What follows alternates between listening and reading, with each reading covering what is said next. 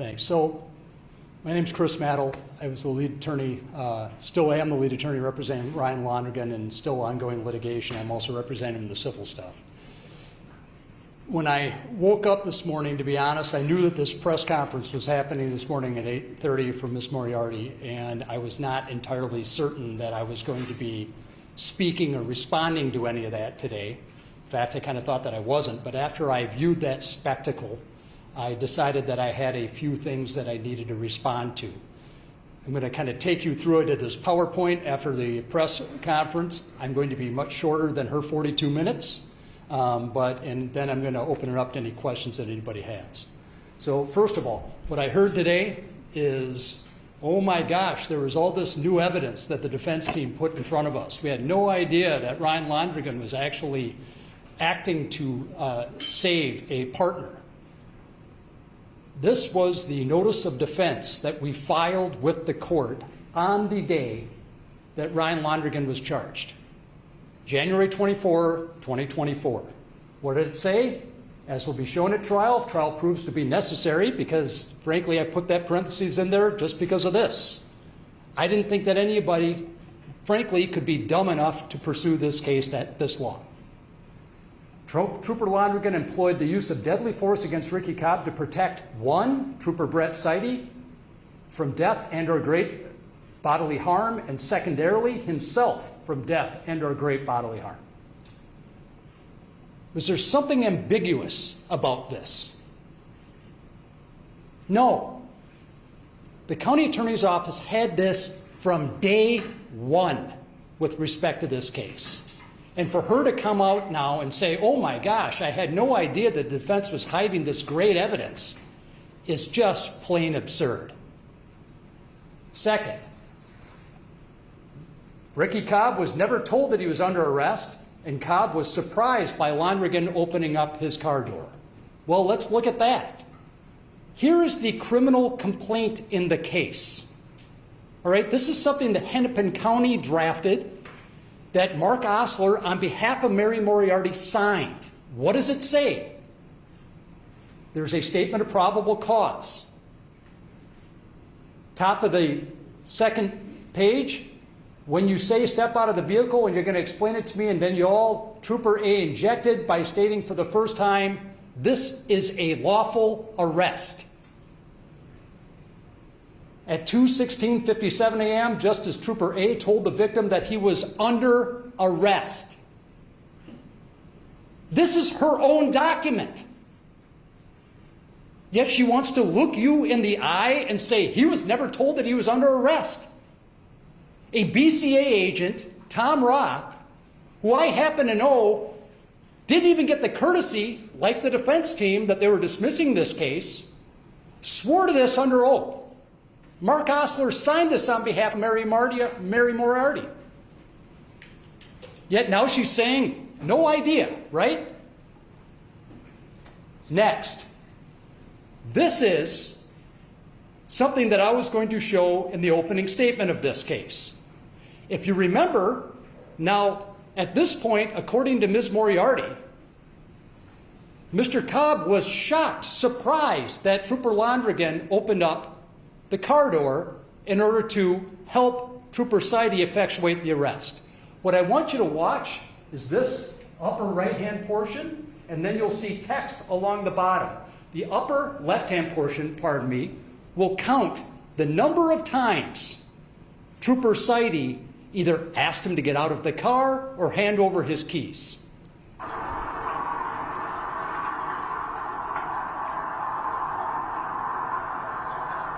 How you doing, my man? I'm gonna need you to step up. We're having some stuff to talk about. We've got some stuff to talk about.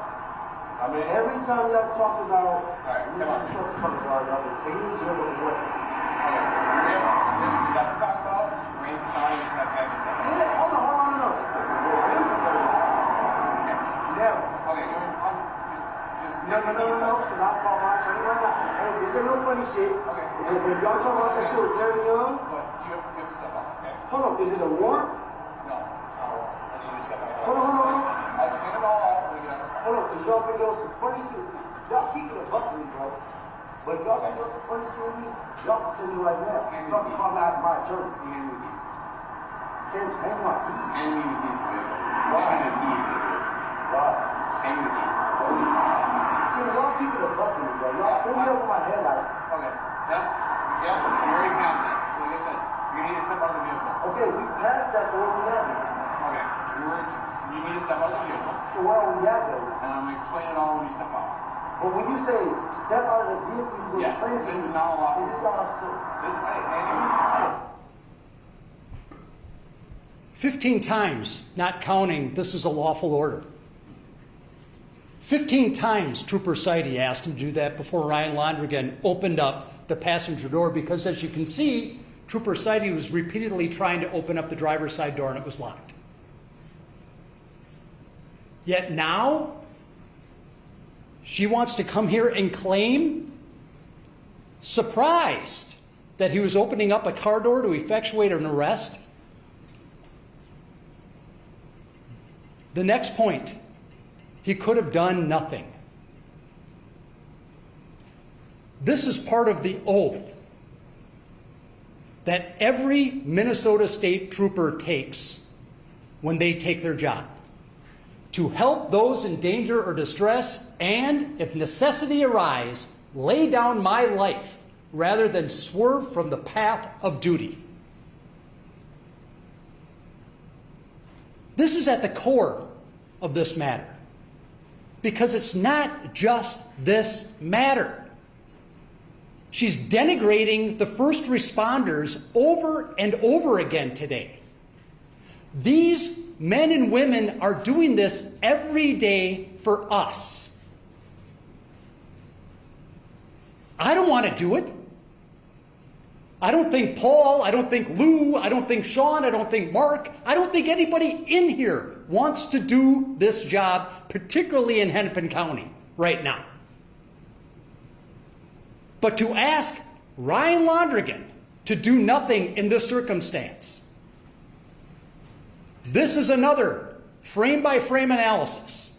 Right before Ryan Londregan, now Mr. Cobb had already moved his car forward once and briefly stopped. As you can see, this is Mr. Londregan's body cam. Mr. Seide is practically in the car, and as you can see from Mr. Trooper Erickson's body cam, that is Trooper Seide right there. His knee is in the vehicle, and it was taking off. How do you stay consistent with that duty, with that sworn duty that you did, that I will not swerve from the path and putting myself in harm's way in order to protect somebody else? How do you follow that duty and just stand back, put your hands in your pockets and say, well, Brett Seide, looks like you're going to have a bad day? Unless there be any doubt here about whether or not Brett Seide was dragged, you can see in the public video, after he was dragged, what did he say? Without talking to a lawyer, without talking to his commander, without talking to anybody, what did Brett Seide say? I just got fucking dragged.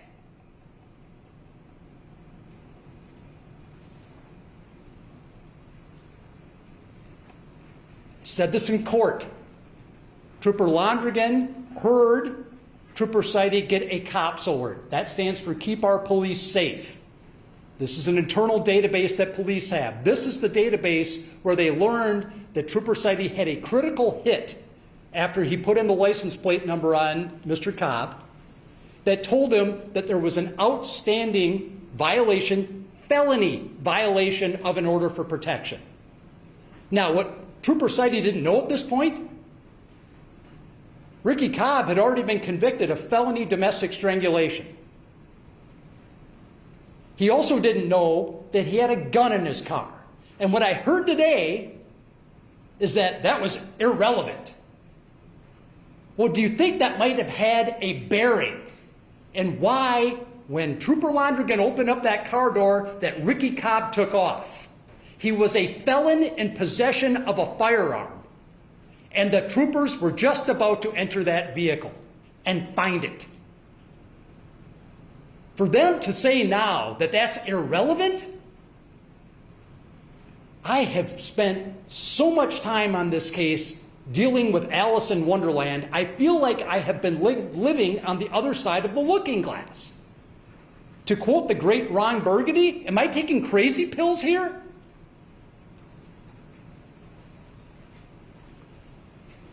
This is me getting on my soapbox with respect to you, the media. This is the picture that we see over and over with respect to Ricky Cobb. I see it on TV, I see it in the Star Tribune, I see it everywhere. This is Ricky Cobb's tattooed leg. You can see here it says 19 Dipset Gang on his calf. What's that? Well, all you need to do is go to the Department of Justice's press releases, and you can find that the 19 Block Dipset Gang is involved in the distribution of heroin and gun trafficking.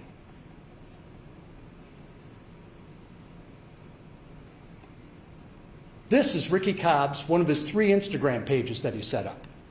That's the profile picture that he chose. That is Ricky Cobb.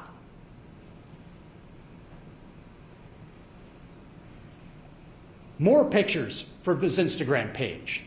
Now let's also remember here too that this is a man wanted for a felony violation of order for protection that had already been convicted of felony domestic strangulation. What else is on his Instagram page? This.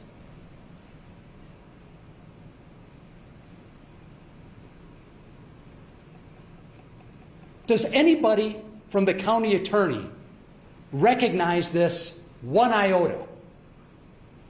What I heard over and over again today is, I am so sorry for the Cobb family. How about somebody being a little bit sorry for what Ryan Londregan had to go through?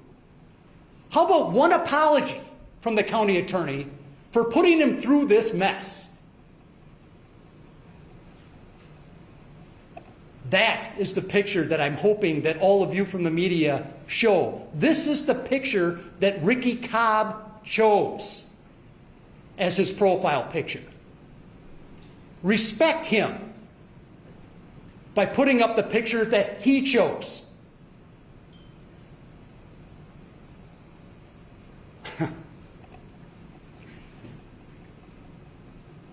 The county attorney today said it was hard for her to believe that Ryan Londregan acted intentionally in what he did on July 31. Ladies and gentlemen, I'm a lawyer. I've been a lawyer for 32 years. I'm not a cop. I thank God I'm not a cop. I certainly thank God that I'm not a cop in Hennepin County and have to answer to the likes of Mary Moriarty. But there's been a lot of complaining here that with respect to the defense team saying, well, they keep saying that Ryan Londregan's a hero. You're damn right I do, because he is. And the other thing that, frankly, nobody from the county attorney's office, and frankly, a lot that I have not heard, is who is Ryan Londregan, the person? And that's why I want to give you a little sketch of that, just the tiniest bit in this context. He went to St. Michael's College, GPA 3.83. Bachelor of Science in Business Administration, minor in Religious Studies. Got his law enforcement, LEDO training, July 2021. August 2021, got his post training, State Patrol Academy training. He finished on October 22, 2021. He began his solo patrol beginning on February 2, 2022. 544 days he was doing his job before July 31. 544 days. Keep that in mind as I'm talking about what's coming up. He won the Outstanding Rookie Award from Mothers Against Drunk Driving. One person wins that award. He won the hat trick recognition, that's for 3 DUIs in a shift, 4 times. A lot of troopers don't get that once. He won the DWI Enforcer Gold Pin for Matt in 2022. He won the Chiefs Commendation Award for DWI enforcement. He won the DWI All-Star Award from the Department of Public Safety. The ceremony was on August 20, 2023. He couldn't go to that. Want to know why? Too many threats against his life. The colonel said, we don't want you there because you could get hurt. DWI Enforcer Award Bronze Pin 2023. Pause on that. The DWI Bronze Award is for the amount of DUI arrests that you've done in an entire year. In 2023, Ryan and his young wife, Grace, had a little boy. Ryan took about 3 weeks off for paternity leave. Then the incident happened on July 31, 2023. He won the bronze pin while being on the job about 3.5 months. 3.5 months. This is the guy you want coming to your house when you really need a cop. It has been my honor representing this young man. Not just because he's innocent, but because this is the sort of person that puts his ass on the line for all of us. And for her to stand up in the 20-something floor of the Hennepin County Government Center and say, well, I doubt that he was acting intentionally. Yeah, that's because you've never done it. And I haven't either. But the difference between me and her, I respect them. And I respect the training, and I respect the badge. And I wish she would show just a modicum of that respect towards not only Ryan Londregan, but the other troopers as well.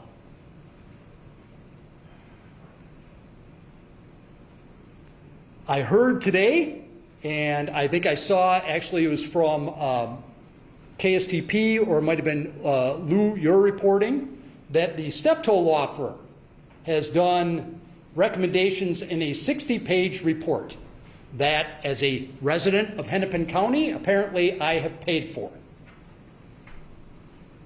Lawyers from DC coming in and telling cops how to do their job.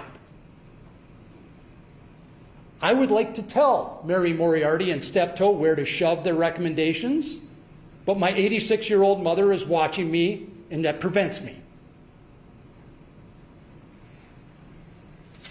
We got sworn declarations from 5 current and former troopers. Major Christopher Erickson did as much of a deep dive with respect to a use of force opinion that any expert has ever done in the country. And he did this without us paying him a nickel. I've never even met the man. And he went through and did that, sworn under oath. Lieutenant Jonathan Wenzel, Sergeant Jason Halverson, who said that the Hennepin County Attorney's Office lied by omission by quoting him in the criminal complaint. Technical Sergeant David Johnston and retired Technical Sergeant Troy Morrell. These, along with my client, are the heroes. And for the Hennepin County Attorney's Office to come out right now and say, oh, we can do it better. Here's our recommendations. Shove it. Threats. That's what these binders are here for. Everybody gets a binder today.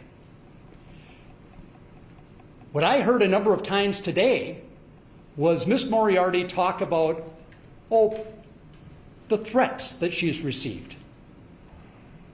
We just received notification here a couple weeks ago that the Steptoe law firm contacted Judge Garcia on their own without notifying us and said they received a threatening voicemail. Somebody from the court then said, you have to tell the defense this. I said, I'm shocked by this. because I have received these voicemails.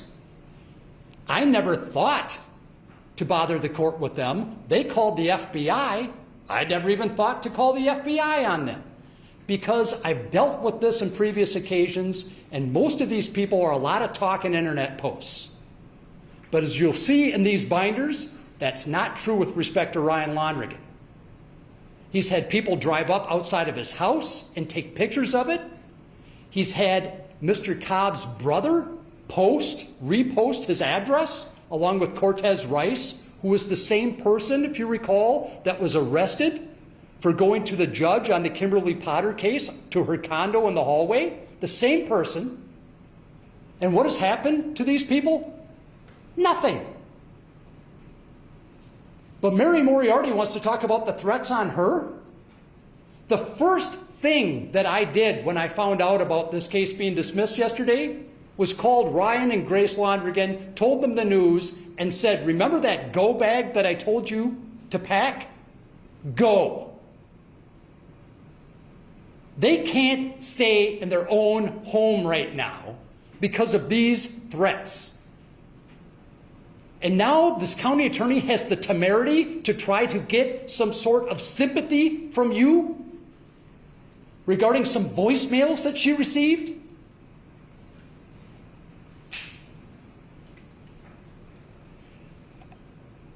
That's all I have. In summary, what I saw today at that press conference was delusional and it was unhinged. And it was remarkably unfair to my client. He deserves an apology. He deserves an adult to stand up and say, you know what? I messed up since day one. I made a major mistake. And instead, he got somebody trying to try the case in the press again at the same time that she's dismissing it. That's sick. Thank you. Chris? Lou. Moriarty gave as large part of her reason for dismissing this information of what Londregan would have testified to. He didn't give a statement at the beginning. Prior to a few years ago, officers generally would give that statement in these types of cases. That kind of stopped with like the Noor case moving forward. Do you think that he should have given a statement? If you could go back and do it, do you think that she really wouldn't have charged it if he had? Just kind of give us your take on that. No, it's preposterous. This county attorney was hell-bent on prosecuting a cop. She could not wait for a case like this to come up. And it would have made zero difference. Look at all the facts that we gave here. I have 5 sworn declarations from existing troopers, 2 other paid experts, and Noble, their own experts, saying that, and she still went forward. And now we're saying, oh boy, had I known that, what I know now, it's garbage. When did you get word yesterday? Approximately 4:30. And how did it come? I got a call from a reporter. Chris, what was your understanding of whether and when the governor was going to intervene in these cases? I got a call last Tuesday from the governor's general counsel asking me if we were still interested in the governor reassigning the case. I said 100% yes. We were then told that, listen, if this goes to Attorney General Ellison, that he's going to assign it to somebody else because of a conflict of interest. I said I was fully aware of that and that I was confident that any reasonable, independent, fair prosecutor would dismiss this case.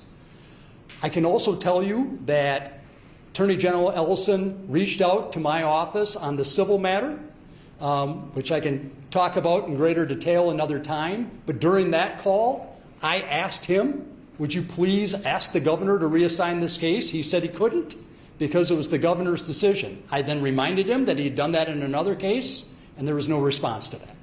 So I don't know, to long-winded way of answering your question with respect to do I know if the governor was about to reassign this case? I don't know.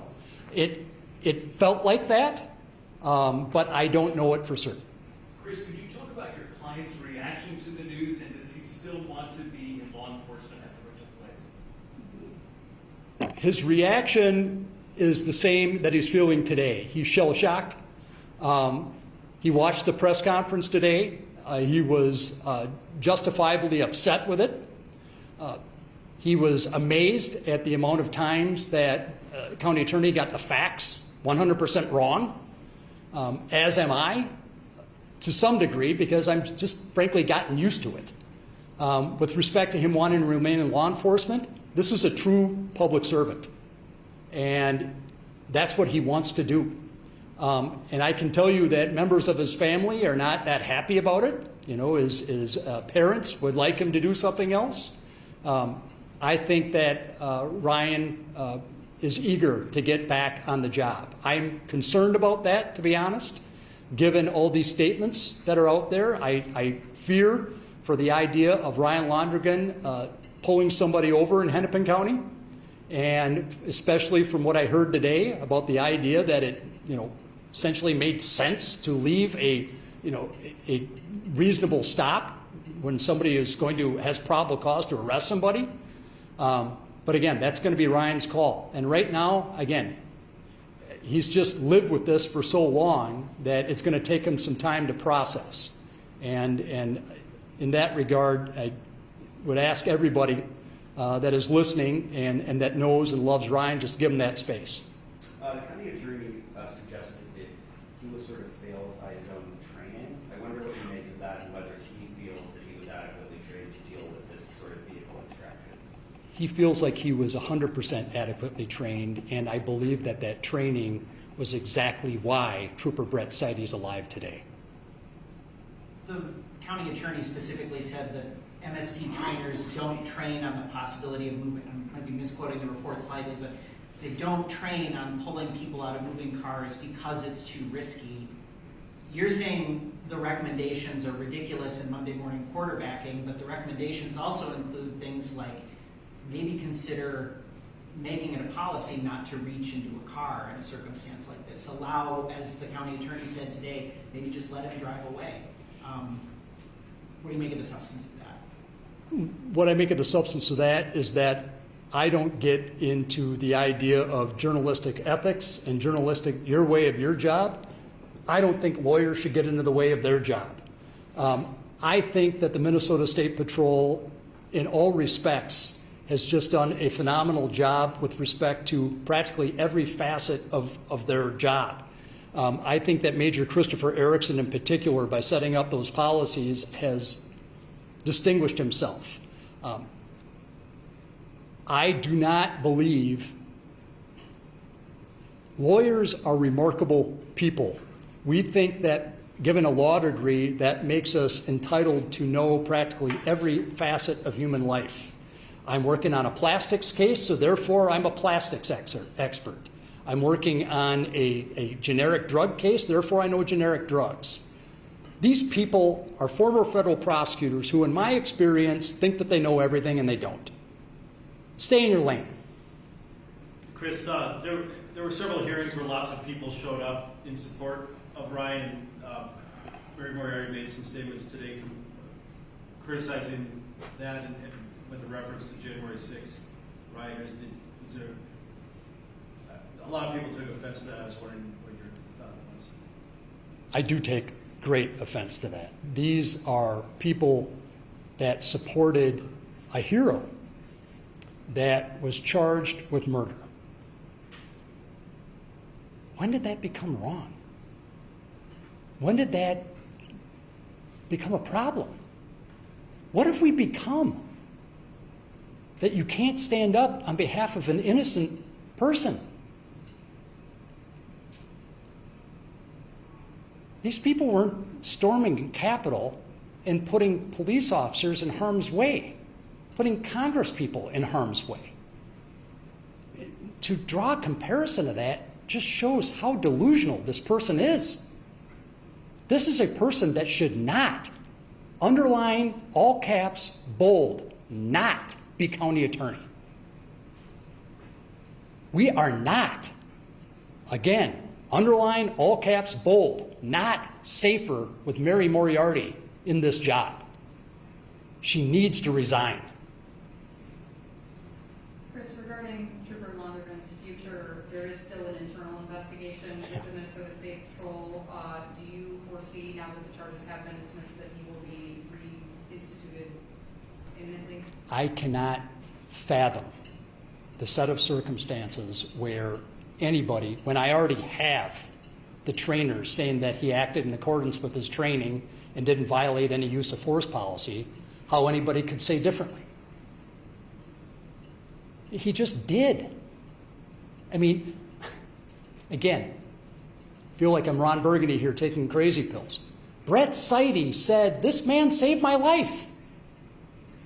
Again, does this mean anything to anybody anymore? You had shown the number of times the officers told him to get out of the car. I know Moriarty in her press conference was talking about how wasn't explaining exactly why he needed to get out of the car. What would you say in response to that? That's part of the training. There is part training where if I tell a person, and I'm using me as an example of a trooper, which God save all of us if that's true, but if I tell somebody, listen, you are wanted for probable cause, I have probable cause to arrest you, that will increase the chances of you fleeing. So they're taught to de-escalate, get the person out of the car, then explain. Now, you could see, and I don't know if you heard that at the very beginning, Mr. Cobb, but this was going to be another thing that I was going to point out at trial. The first thing that Mr. Cobb says, every time y'all want me to get out of the car, you arrest me, but for what now?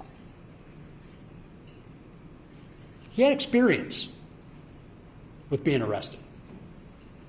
And again, that is something that is going to go into Trooper Seide's mind when he hears something like that, to know, hey, listen, I should not be providing so much information here to somebody because they might be fleeing. Now, again, what happened, his fears about him fleeing, it occurred.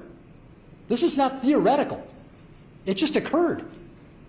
So, again, I just don't know how many different ways to explain this other than to say, look at the video. One of the questions I know that somebody's asked me, and I believe it was you, Paul, with respect to the reaching for the gun. I mean, again, the notion that this is somehow new information astonishes me. It's in the video. It was one of the very first things that I saw before I even spoke to Ryan Londregan. You can see Cobb's hand go up and over. The frame-by-frame analysis shows this. So, with respect to the county attorney then saying, boy, the defense gave us that was a bombshell. Do your job. Here's an idea. Here's my recommendation to the county attorney.